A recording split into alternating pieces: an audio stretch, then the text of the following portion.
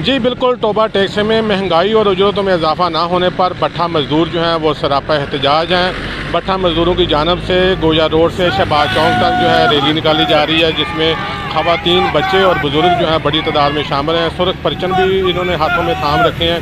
इनका यही कहना है कि हुकूमती नोटिफिकेशन के मुताबिक जो है उजरत नहीं दी जाती। सरकारी नोटिफिकेशन जो है 1800 फ़ी हज़ार ईंट है, लेकिन भट्ठा मालकान की जानब से 1000 रुपये इन्हें उजरत दी जाती है।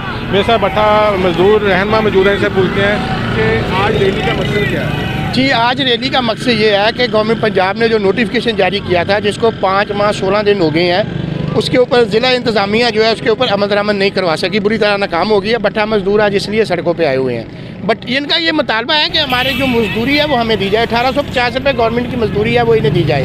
लेकिन बड़ी हैरानकुन गल है कि अजय तक उसके ऊपर अमल दरामद नहीं हुआ। महंगाई ने कमर तोड़ दी है। काम करने के बावजूद 2 वक्त